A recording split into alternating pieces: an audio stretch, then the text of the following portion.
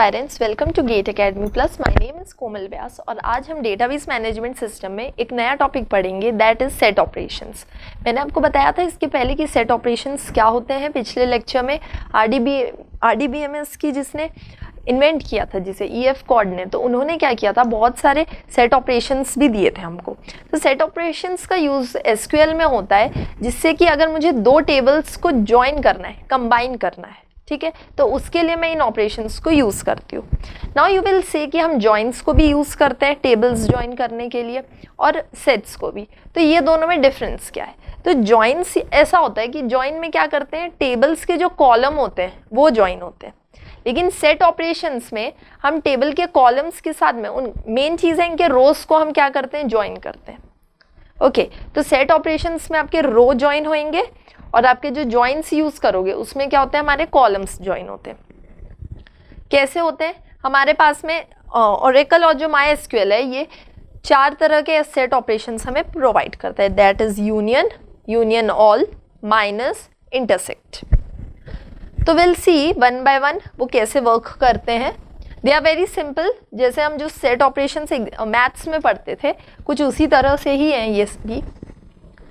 Okay, for example मेरे पास दो table दिया हुआ है, एम्प्लॉय 1 एंड एम्प्लॉय 2, ठीक है, ये दोनों टेबल नेम है EMP1 एंड 2।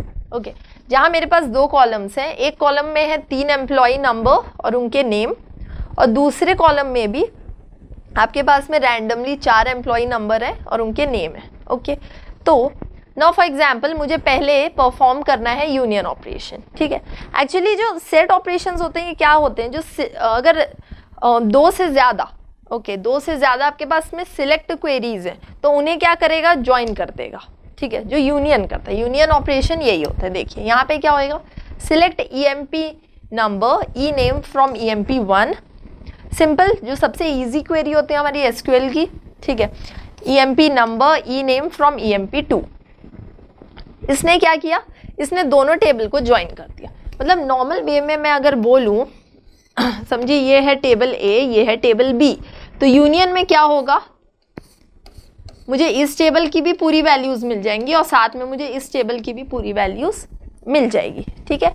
सेम चीज़ हो रहा है यहाँ पे, ये एक टेबल है, एम्प्लॉय नंबर है और नेम है, ठीक है, और ये पूरे वैल्यूज क्या हो गए मेरे पास में फेच होकर आ गए। देखिए यहाँ का 1 2 3 4 5, तो पूरी जितनी भी वैल्यूज थी वो सब आ गई मेरे पास में। Okay, next, union, it will combine the output of both the selects, ये इंपॉर्टेंट है, and it will suppress the duplicates if any. अभी तो हमारे टेबल में डुप्लीकेट वैल्यूज नहीं थी, ओके, 1 2 3, एक सेकेंड, ये देखिए डुप्लीकेट थी, यहाँ पे थी, जैसे यहाँ पे 1 और 2 है, यहाँ पे भी 1 और 2 है। तो यूनियन करने पे क्या हुआ, उसने यूनियन कर दिया दोनों की और सप्रेस कर दिया डुप्लीकेट्स को। मतलब रो 1 एम्प्लॉय नंबर 1 और नंबर 2 जो ये दोनों टेबल में है, उसने इनको क्या किया, रिपीटेडली हमको दिखाया क्या, नहीं, ये दोनों अलग से रिपीट नहीं होके वो क्या हो गए, दोनों मर्ज हो गए और आपके पास ये आउटपुट आ गया। तो यही यूनियन करता है, इट सप्रेस द डुप्लीकेट्स, ठीक है। Select EMP number 1 E name from EMP1 union this order by 1। अब देखो मैंने क्या लिखा है, ऑर्डर बाय 1, तो मेरे पास क्या आ रहा है, ये देखिए ऑर्डर बाय 1 का मतलब कैसा है कि शुरू से, ठीक है, 1 2 3 4 असेंडिंग ऑर्डर में ये पूरा मेरे पास अरेंज हो जाना चाहिए।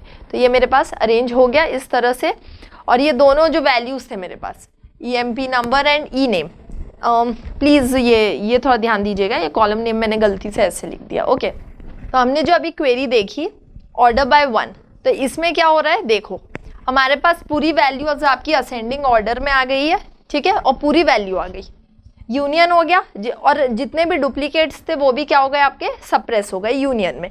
इसका प्रैक्टिकल यूज़ क्या होता है, जो हम फुल आउटर ज्वाइन करते हैं, जिसमें क्या होता है पूरी की पूरी वैल्यूज आ जाती है हमारे पास में, वही चीज़ है। If the data is large store it in multiple tables, ठीक है, एंड बाई चांस अगर आपका डेटा बहुत ज़्यादा है, ठीक है, तो इसको आप अगर रीड करोगे तो ये बहुत ज़्यादा आपको प्रॉब्लम देगा, ठीक है। तो आप क्या करो, 2-3 अलग अलग टेबल में फिर इन वैल्यूज़ को आप रख सकते हो, ठीक है। फुल आउटर जॉइन करता क्या, पूरी की पूरी वैल्यूज ही दे देता है आपको, तो सेम आपको पूरी वैल्यू लाकर दे दिया उसने। Okay, union all, union all क्या है, it will combine the output of both the selects, जो भी आउटपुट है वो दोनों के सिलेक्ट हो जाएंगे पूरे। It will not suppress the duplicates, और इसमें आपके डुप्लीकेट वैल्यू सप्रेस नहीं होती है। यूनियन और यूनियन ऑल में डिफरेंस पूछते हैं। Select EMP number 1, E name from EMP 1, union all, ये आपकी नॉर्मल आपकी एक सिलेक्ट क्वेरी है जिसमें मैंने क्या किया है, जो कॉलम्स मुझे चाहिए दोनों टेबल में से उन कॉलम को लिख दियो और यहाँ पे टेबल नेम लिख दियो, ठीक है। अब बीच में यूनियन करना था, पहले तो यूनियन लिख दिया था, अभी हमने क्या लिख दिया, यूनियन ऑल। तो इसमें क्या होगा, इसमें भी पूरी वैल्यूज आ जाएंगी आपकी, लेकिन अब इसमें आपकी डुप्लीकेट वैल्यूज भी आ जाएगी, ठीक है। तो ये आपकी पूरी डुप्लीकेट वैल्यूज भी आ गई। बाई चांस क्या होता है, इससे ज़्यादा के भी कॉलम्स हो और हमें अगर एक ही के बारे में डिटेल्स और भी चाहिए और जो अलग अलग रोज में फीड है, तो उसके लिए हमको कई बार डुप्लीकेट्स की ज़रूरत पड़ती है। ओके, ये है आपका union all. Okay, now intersect. Intersect क्या करेगा आपका, दो सेट है, इंटरसेक्शन में जो दोनों में क्या हो, अनकॉमन हो, वो उसे लाकर दे देता है, ठीक है। क्या करता है देखिए, सेम चीज, दो कॉलम नेम्स जो है वो from EMP 1 intersect this order by 1। Now what it will do, it will give you जो कि कॉमन हो दोनों में, ठीक है, will return what is common in both the selects and it will suppress the duplicates, ठीक है। यहाँ भी आपका डुप्लीकेट सप्रेस हो जाएगा, ऐसा नहीं, बिकॉज 1 और 2 तो दोनों टेबल में था ना, तो क्या किया उसने, डुप्लीकेट को सप्रेस कर दिया, और जो कॉमन हो दोनों के टेबल में, तो इंटरसेक्शन क्या करता है, आपका कॉमन टेबल लाके आपको प्रोवाइड करता है। तो देखिए कॉमन आपके पूरे रोज आ गए जो भी चाहिए। ओके, इसका मेन प्रैक्टिकल यूज आप क्या बोल सकते हो, कई बार आपको एग्जाम्स में ना प्रैक्टिकल यूजेस भी पूछता है, ठीक है। तो सॉरी, एग्जाम में नहीं, इंटरव्यूज में आपको ये चीज़ पूछता है कि प्रैक्टिकल यूज क्या है इस चीज़ का, ठीक है। तो ना अभी you have to work on कि आप रियल टाइम एग्जाम्पल्स के साथ में ही डील कर सको अच्छे से, ठीक है। तो जितना ज़्यादा हो सके ना, तो रियल टाइम वाले एग्जाम्पल्स को पढ़ लो, अच्छे से समझ लो, है ना। तो उस हिसाब से क्या होएगा, आपको ना बहुत आसानी हो जाएगी ये सब चीज़ों को सॉल्व करने में। तो इसका प्रैक्टिकल यूज क्या होएगा, to find the regular customer from first and the second year. For example this is a company, okay, तो जो क्या करती है, हर ईयर ये देख लेती है कि जो इस साल जो कस्टमर्स थे हमारे, उसमें से कौन से कस्टमर्स चले गए नेक्स्ट ईयर, कौन से न्यू आए हैं। तो if I want to know कि मेरे रेगुलर कस्टमर्स कौन से जो हर साल रेगुलरली चल रहे हैं, तो वहाँ पे मैं क्या करूँगी, उस टेबल में मैं क्या लगाऊंगी, इंटरसेक्ट।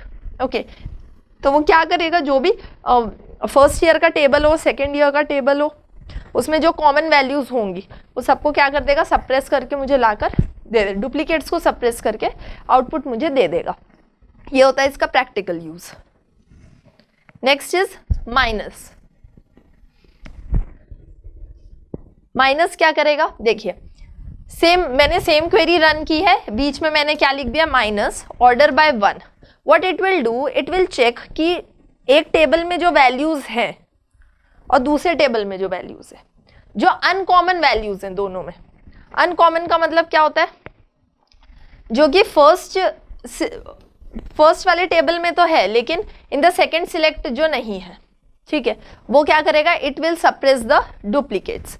माइनस में पहले वाले की वैल्यू आपको प्रोवाइड करेगा। देखो इसका सेट कैसा बनता है, ये हुआ, ठीक है, ये मेरा फर्स्ट था, ये मेरा सेकेंड है, S1 है, ये मेरा S2 है, ठीक है।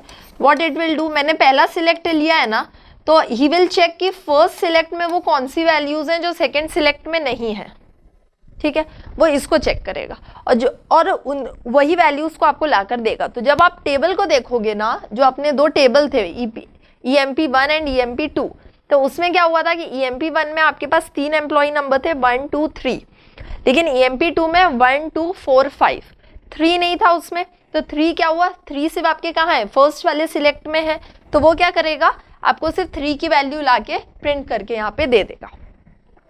देखिए minus will return what is present in the first select and not present in the second select, and it will suppress the duplicates, और साथ में डुप्लीकेट्स को भी क्या कर देगा, सप्रेस कर देगा।